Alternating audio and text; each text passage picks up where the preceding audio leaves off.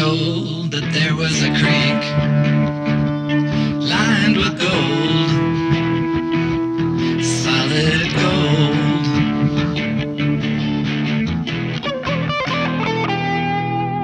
Hello everyone, welcome back to an exciting adventure of the Three Muska Miners.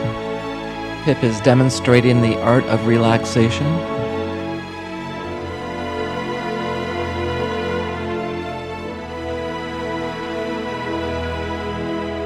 Traveling to the Chinese mine site.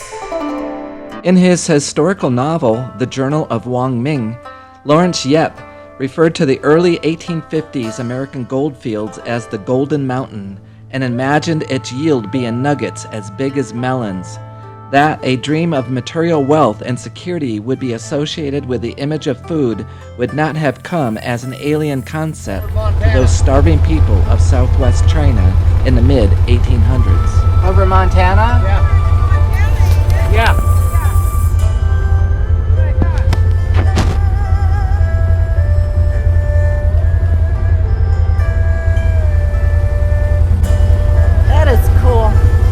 Most of the Chinese miners who came to Idaho in the 1800s were from one province in China known as Guangdong in southwest China. Historically, this area had been among the wealthiest in China, with a moderate climate, water, and fertile land for agriculture, as well as major ports that served as centers for world trade. All the way up into man, they had these damn walls going.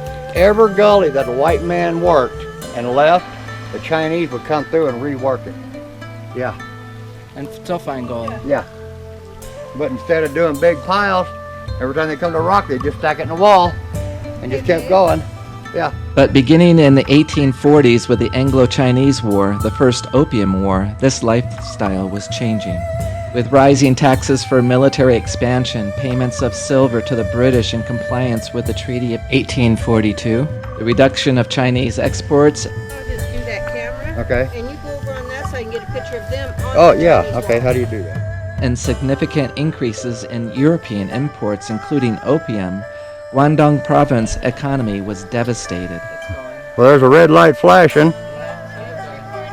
With political conflict, economic devastation, famine, loss of family assets, moving to other lands for new opportunity became a natural progression of events.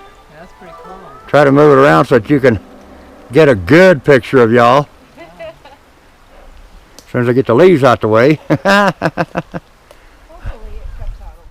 From the major ports of Guangdong province, men left their families and migrated to the Southeast Asia, Australia, and to the Americas.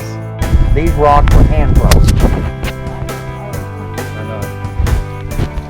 So yeah, this is actually one of the spots that few people have messed with. That's cool. But yeah, where that road turned off there, they totally changed. Meanwhile, at Jesse and Kathy's dredge.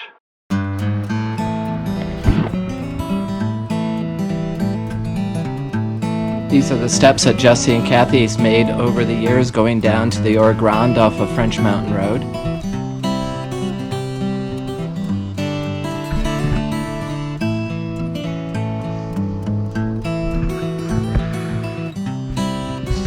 Jesse and Kathy's son-in-law Mike has joined Matthew to start looking for gold on the bedrock. Matthew and Mike are working on the upstream side of where they wanted to get to this summer. I never grow tired of looking at this beautiful bedrock that Jesse and Kathy have on their site. You can see how tightly packed this gravel is here. It's been here for a while.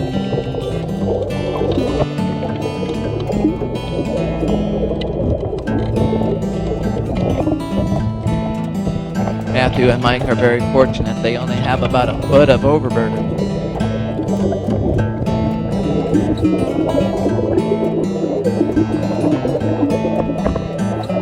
Even though they only have this little bit of overburden, these rocks are tightly packed in there and they're very hard to wiggle out of there.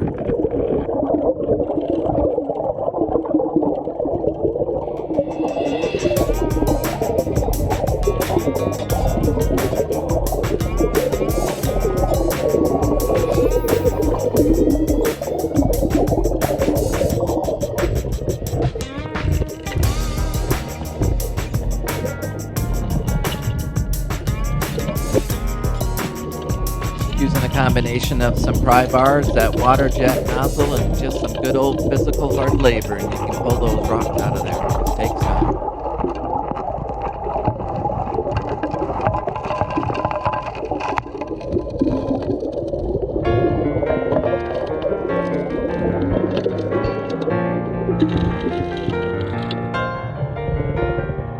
Jesse and Bob are talking there on the bank.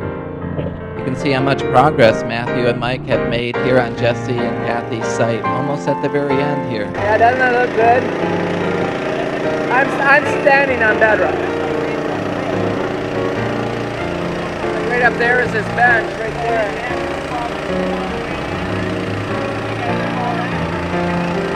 Yeah. That's up there is where Jesse does his clean out.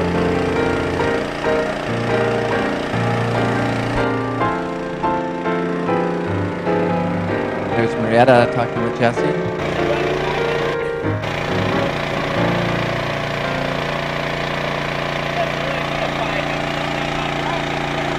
Yeah, I know. He can do a 4-inch here easy. Matthew and Mike seem to work very well together, communicating what they were doing, getting that overburden taken care of. The crevice, the bedrock for gold. Matthew blasting out those cracks and crevices, getting all the gold out of there with that water jet nozzle. Mike is doing very good here at keeping that 5-inch intake nozzle right in front of that water jet.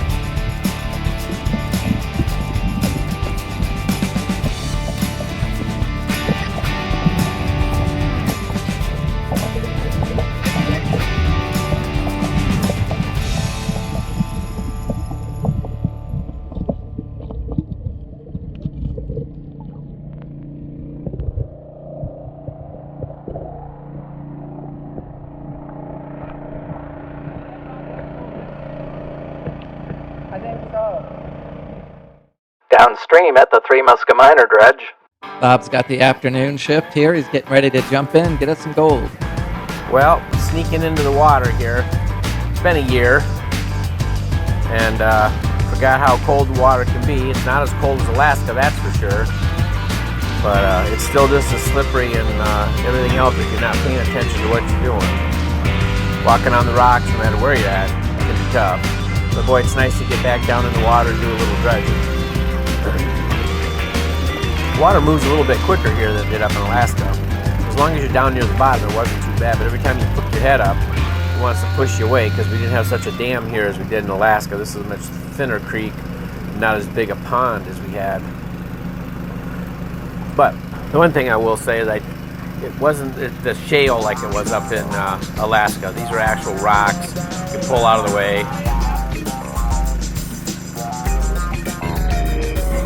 Yeah, when you're standing in the face of that creek, it doesn't look like it, but it actually pushes you around just a little bit. It does help you clear off the silt. Due to this stronger current, you can see the good visibility Bob has to work with. It was a constant struggle to try to keep the bedrock clear of any debris and avalanche rock slides coming down on you. It was a difficult job. In this section of the creek, there's a lot of loose gravels that will constantly fall on top of the bedrock, so trying to keep your workspace clear is really difficult.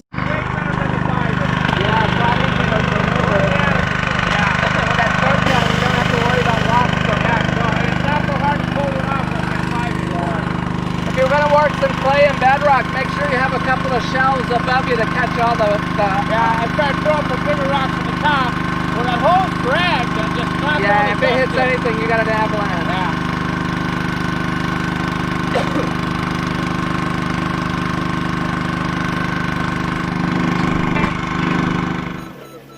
That's the gold cube cleaning up. You gotta have the gold cube. I swear by the gold cube. Make it so much easier when you get to panning.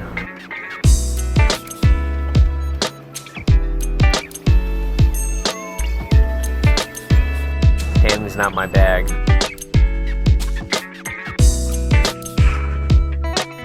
See the gold cube in the background. We take that with us everywhere.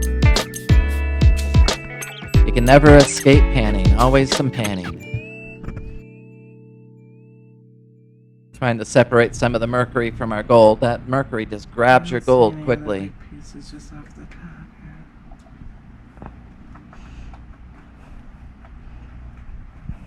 I'm seeing a lot of mercury though, after I shook it down. So maybe I can get most of this. This is our gold total so far. Not too bad.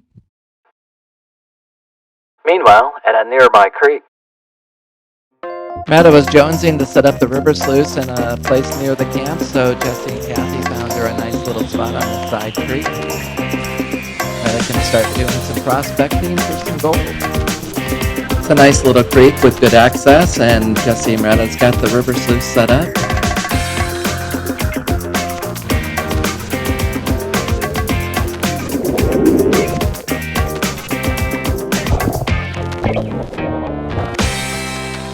Jesse is hand digging with a shovel and classifying it with a 1/4-inch classifier into a 5-gallon bucket, and then Retta will feed it slowly into the river sluice.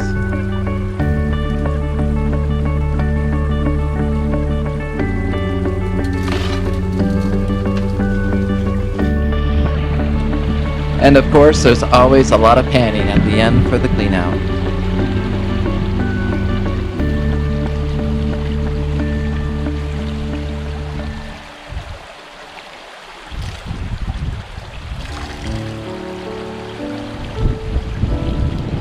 About 5 absolute microscopic. Beautiful. That's not too bad then for just on the surface. Yeah, Well, not good either. actually, that's not bad. We don't know how big this is. That's basically flood gold, probably. Yeah.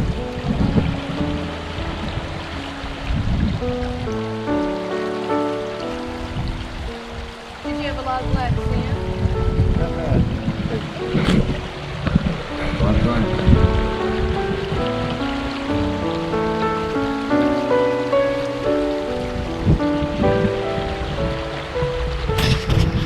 Here we see Jesse doing a demonstration of proper panning techniques.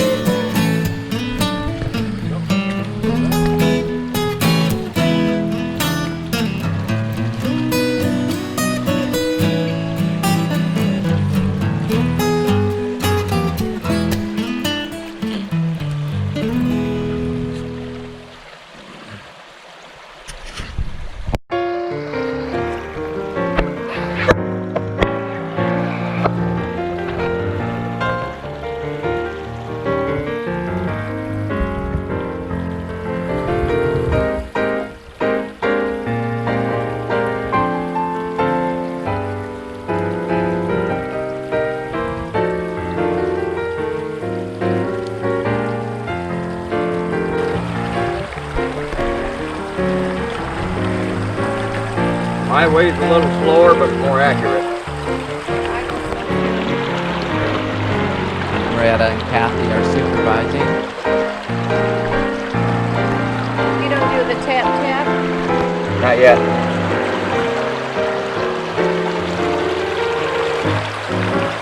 Got a piece up there in the corner? Your right side. No, don't look like it. Put the glasses on. Yeah. That's there. That's the rock. Thanks for watching, everyone. Hope to see you in the next video. Please subscribe. Give us a thumbs up.